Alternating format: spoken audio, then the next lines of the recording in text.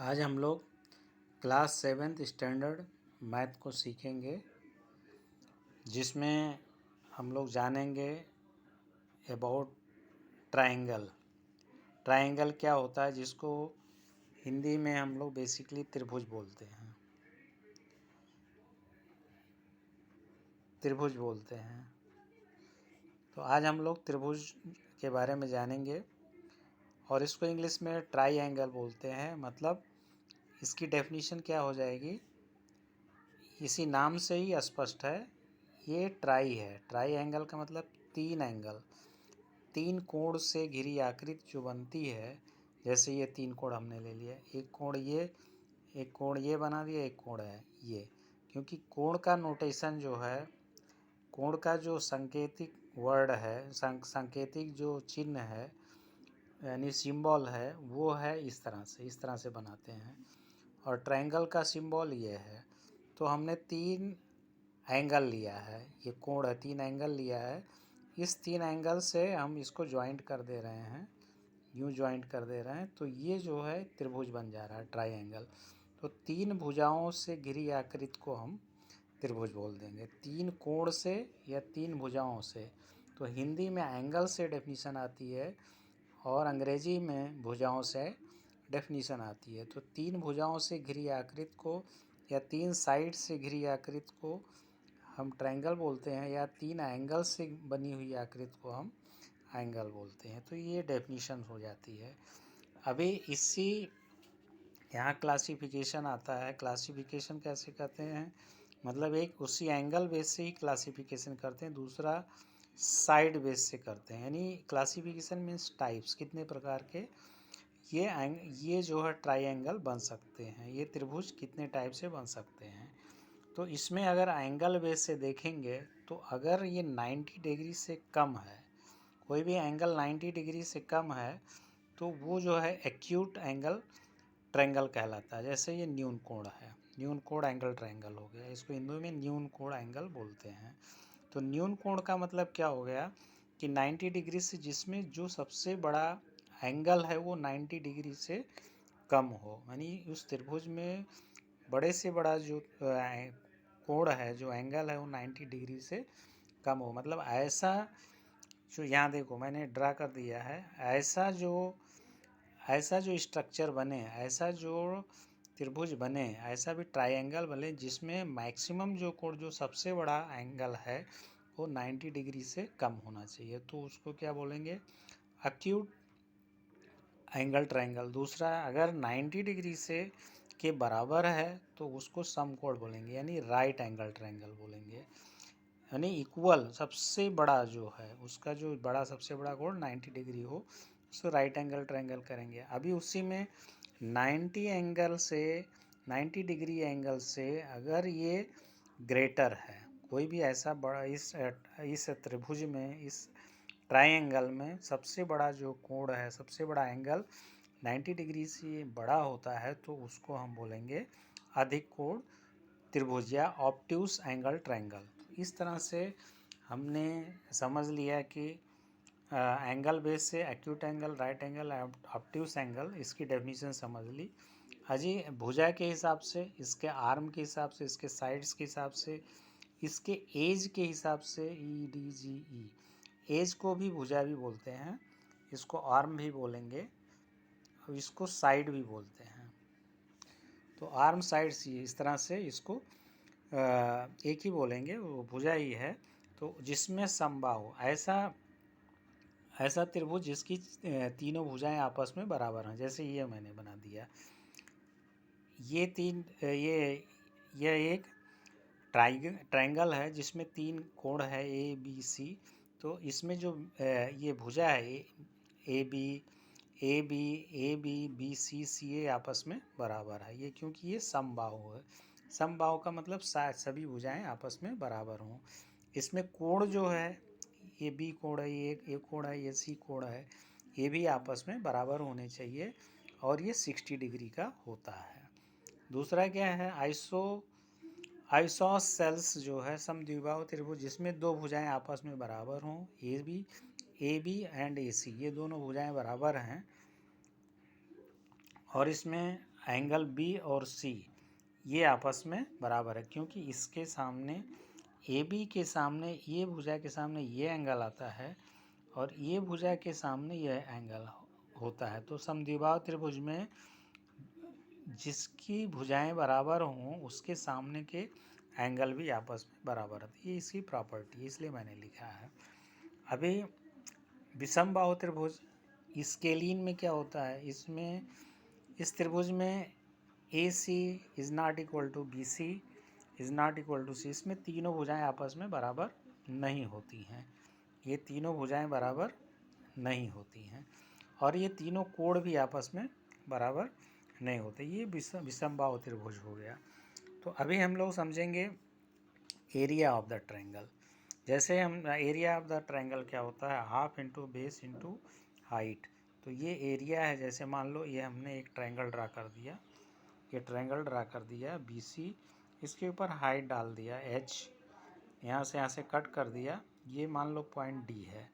तो ये हाइट अगर आपको मिल गया और ये आधार ये BC ये बेस है, तो हाइट इंटू बेस उसका हाफ कर दो, मल्टीप्लाई करके हाफ कर दो तो हमें एरिया मिल जाती है। पूरी एरिया ऑफ ट्रायंगल, ये एरिया ऑफ द ट्रायंगल मिल जाएगा। इस तरह से अगर हमने पेरीमीटर निकालना है किसका, इस ट्रायंगल का पेरीमीटर निकालना है, तो हमें क्या करना है, सीधा सीधा सम कर देना है। किसका, sum of AB, sum of AC, sum of BC, यानी तीनों भुजाओं का हमें सम कर देना है।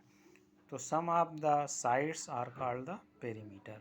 यानी अगर मान लो AB 2 सेंटीमीटर है, AC 2 सेंटीमीटर है, BC, तो तीनों को जोड़ लो 6 सेंटीमीटर स्क्वायर जो है इसका सम हो जाएगा। अभी वर्टिसेज क्या है, इसमें वर्टिसेज जो ये ट्रायंगल, कोई भी ट्रायंगल हमने ले लिया, जैसे ये ट्रायंगल ले रहे हैं, तो ABC यही शीर्ष पॉइंट होते हैं। तो एक ट्रायंगल में 3 शीर्ष पॉइंट होंगे, ABC, ये वर्टिसेज है। वर्टिसेज को हिंदी में शीर्ष पॉइंट कहते हैं। इसके बाद learning to the construct angle and triangle, बहुत इंपॉर्टेंट पॉइंट है। तो इसको लर्निंग कैसे करेंगे, जैसे हमने ये एक लाइन ड्रा कर दिया है, यहाँ एक लाइन ड्रा कर दिया और यहाँ से हमने क्या किया कि सिंपल एक आर्क सेलेक्ट कर दिया, यहाँ से यहाँ तक की एक आर्क सेलेक्ट कर, यहाँ एक पॉइंट ले लिया, कोई भी एक पॉइंट ले लिया, एक आर्क ड्रा कर दिया और इसके बाद यहाँ से इसको कट कर दिया उस आर्क से। तो ये 60 डिग्री का एक एंगल बन जाता है। यहाँ से यहाँ तक एक 60 डिग्री का एंगल बन जाता है, यहाँ से यहाँ तक एक 60 डिग्री, ये 60 डिग्री। इस तरह से हम बना सकते हैं।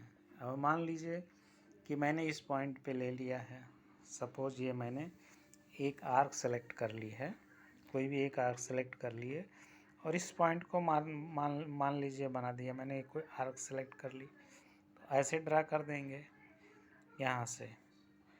अभी इधर इसी को इधर से हमने ले लिया और यूँ ड्रा कर दिया, ऐसे ड्रा कर दिया, तो ये जो है ये आर्क बन गया। अब यहाँ से इस पॉइंट से इधर से ये पॉइंट ले करके यूँ कट कर देंगे, ये यूँ कट करेंगे, तो ये जो लाइन होती है यहाँ से यहाँ तक अगर इसको लाइन को ड्रा करेंगे, ये 60 डिग्री एंगल हो जाती है।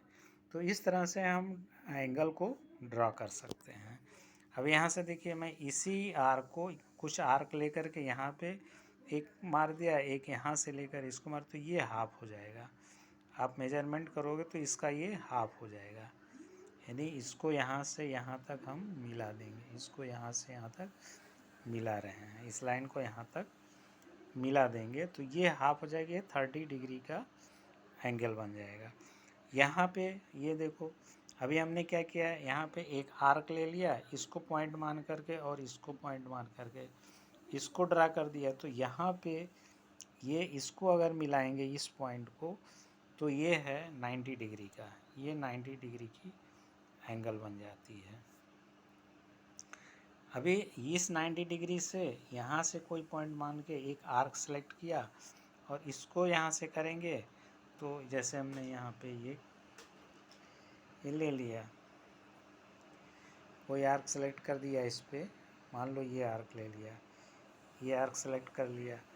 अभी यहाँ से इसको पकड़ के यूँ मार दिया एक कट इसी आर्क पे। देखो ये आर्क है, यही आर्क लिया था ये। अब यही आर्क यहाँ पे लेंगे, ये इस तरह से। अभी यहाँ से इसको कट मार दिया तो ये जो पॉइंट होगा ये इसका हाफ हो जाएगा। यानी ये जो लाइन जो ड्रा होगी यहाँ से जो लाइन ड्रा होगी, यहाँ इसको मिलाएंगे, ये 45 डिग्री की होगी, ये 90 डिग्री हो गया और ये 45 डिग्री। इस तरह से हम एंगल बना सकते हैं। और ट्रायंगल के लिए सिंपल है, एक दिखा दे रहे हैं आपको, ये एग्जांपल है। अगर आपको आर्म दिया है, ये एक ट्रायंगुलर फॉर्म है, इसमें से आप ड्रा कर सकते हो, ऐसे खींच लो। अगर आपको आर्म दिया है, एंगल दिया है, तो एंगल को आप इस तरह से बना लो, आर्क सेलेक्ट करके और काटते जाओ।